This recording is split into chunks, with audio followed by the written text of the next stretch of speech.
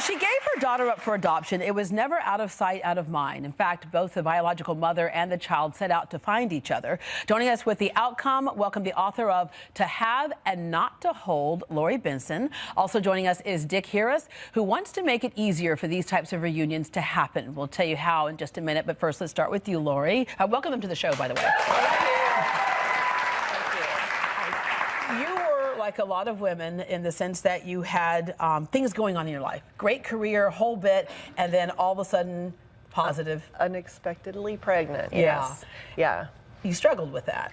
It was certainly not in the plan.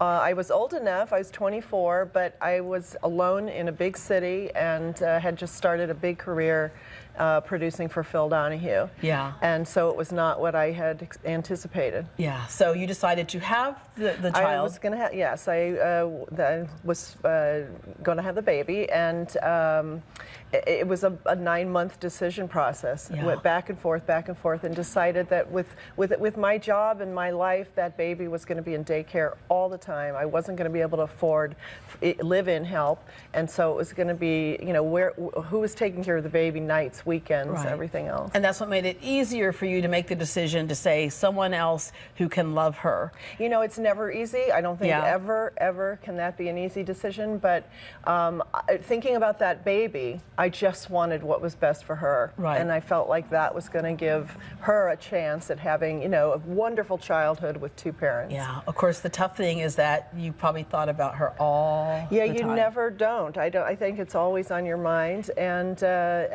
I wanted to reconnect if it was her choice. I wanted it to be her choice. So were you kind of like waiting with fingers crossed that hopefully Oh she would reach out to you one day? Of course, absolutely. And when we did get word that she was interested, I just can't, words can't describe how you feel and how you anticipate that moment. It resolves a lot of things, doesn't it? Yes. Oh, well, in our case, it was so meant to be. It just seemed like everything that happened after the reunion, the way our families blended and merged, and especially her adoptive mom and dad, and how they welcomed not just me, my family, and felt like it was a blessing to have us all, you know, together. Yeah. We weren't taking their place. They had their family. And that's the thing. I think a lot of times there are things that are kind of block the path, and that you think, well, wait a minute, I've done the raising of this child, and then they see their biological parent. Are they going to love them more than me?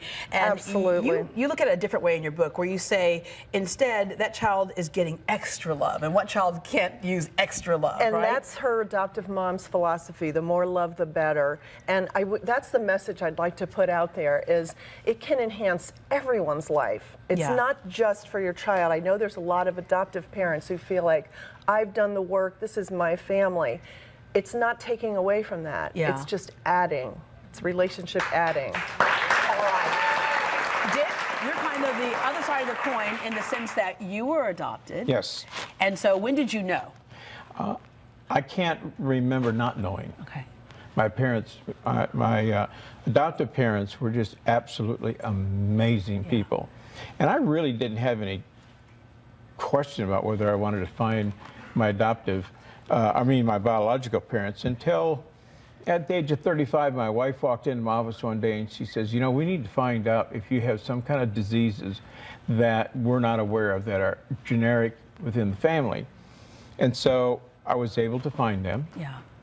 And found out that I'm okay. Yeah. Did you actually have a reunion with them, or did you just find information about them? I had a reunion with both of them. My biological mother and biological father were not married. They were, well, let's put it, there was a night of passion. Hello. I found my biological mother first. And that night of passion created a compassionate person. Right. There you go. Absolutely. And it didn't go well.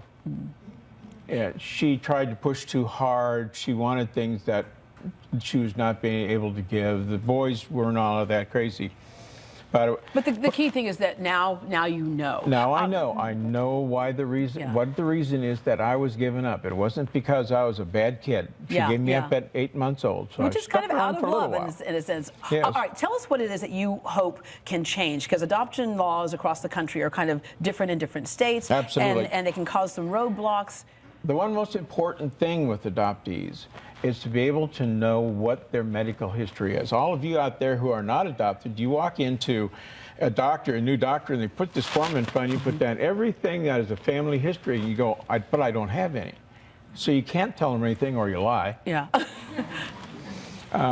And what we're doing here, where there's a bill now in the Senate in Texas to open the records. At least that information, right? At least amount, we have to still protect the biological mother if she doesn't want to be getting involved in this. Right.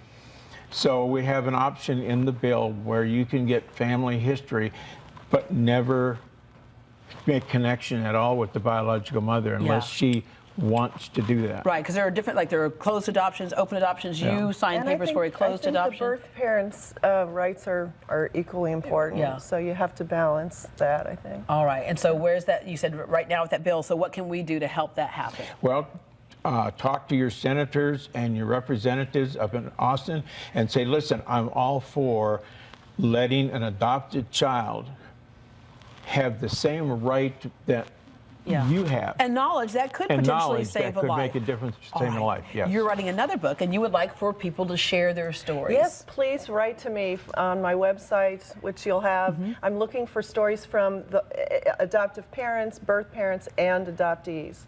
All right. And I want all the good and the bad. We want to have a resource for people to go to to get just answers. for what they need to be prepared for. The fantasy is that it turns out like you. Right. But then there are times when it doesn't go well, like you said, but it resolves some issues. It's kind of the rest of the story, if you will. Exactly. Thank you two very much. Oh, thank you.